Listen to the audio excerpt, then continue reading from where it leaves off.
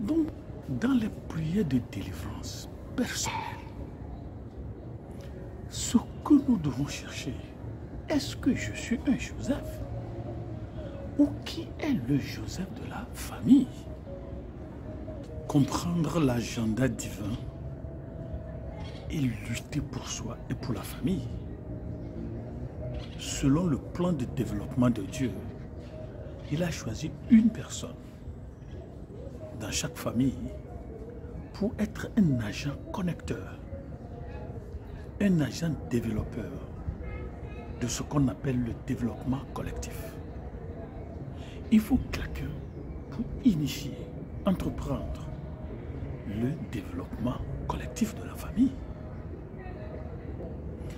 Mais selon les autels, et comme Dr Patrick Ebed le dit dans son livre « La délivrance des familles prisons » ou des prisons familiales, on a l'agenda divin, prophétique.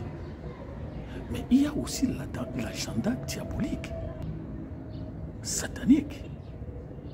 Il y a aussi l'agenda familial. Mais l'agenda familial n'est que le soupape de l'agenda diabolique. Et on a l'agenda personnel. Donc, si nous voulons prier vraiment pour le développement de la famille, il faut connaître qui est notre Joseph, qui est notre Moïse, qui est notre Daniel. Alors, je prends l'exemple de Joseph.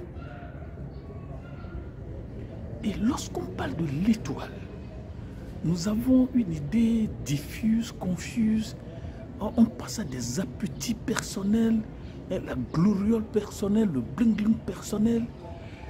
Mais lorsque vous prenez Joseph, Genèse 36, 45, 40, Joseph, son étoile, Joseph est un homme politique. Joseph est un homme d'État qui est différent d'un politicien. Comme l'Américain l'a dit, un politicien pense aux élections prochaines. Mais un homme d'État pense aux prochaines générations. L'étoile de Joseph, c'est de devenir Premier ministre dans un pays étranger, étant étranger. Puisque pour Dieu, et toute la terre appartient à Dieu. Donc le plan divin, l'agenda divin de Dieu pour Joseph, ce qu'on appelle étoile, c'est de devenir Premier ministre dans un pays étranger en tant qu'étranger.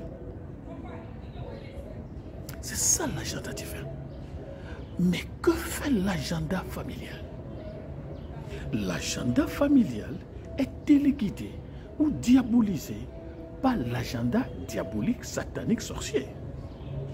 Donc l'autel familial sorcier devient l'exécutant de l'agenda diabolique, contrairement à l'agenda divin. Vous connaissez l'histoire de Joseph dans la Bible, il faut lire. Il faut lire. Je ne vous demande pas de devenir chrétien tout en vous demandant de devenir chrétien.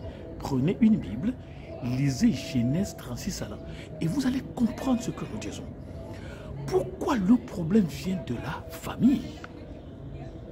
Pourquoi celui qui est supposé développer, élever, exalter la famille est ce que veulent les sorciers? Pourquoi c'est lui qu'on veut tuer? L'exemple de Joseph. Lorsque nous trouvons le Joseph de la famille, nous devons nous poser la question. Est-ce que Joseph est toujours dans le puits familial?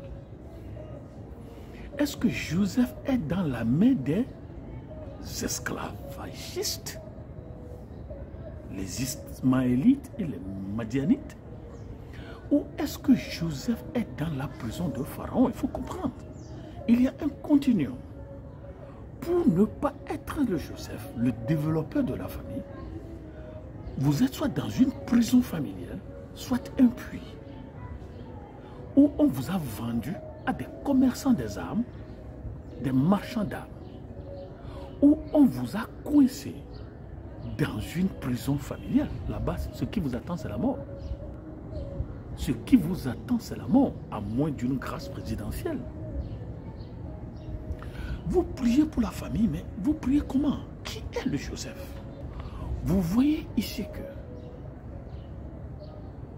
l'histoire de Joseph illustre si bien ce que nos ancêtres disent que c'est la souris intérieure qui te vend à la souris extérieure pour être tuée ou mise en prison.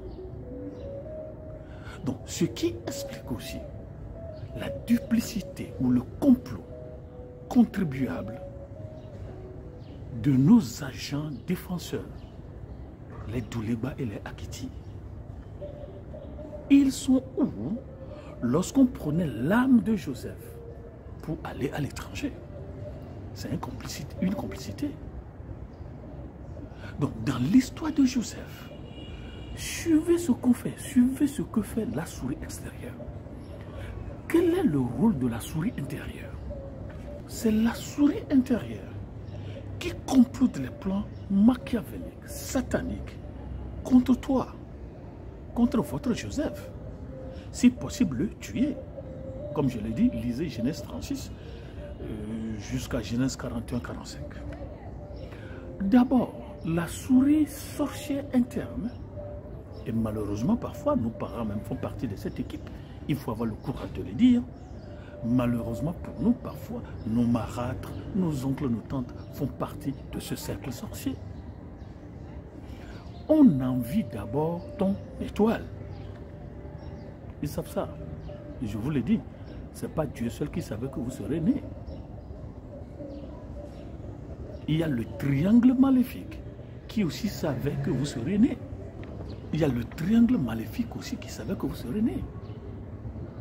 On sait que tu seras Premier ministre à l'étranger, chargé du développement collectif de la famille et de la nation. Mais est-ce qu'on va permettre, est-ce qu'on va laisser ton âme devenir ton avenir? Donc, on envie ton étoile. Vous avez Genèse 36, verset 8, Genèse 36, verset 11. Alors, parce qu'on connaît ton étoile, on va te haïr, on va te détester.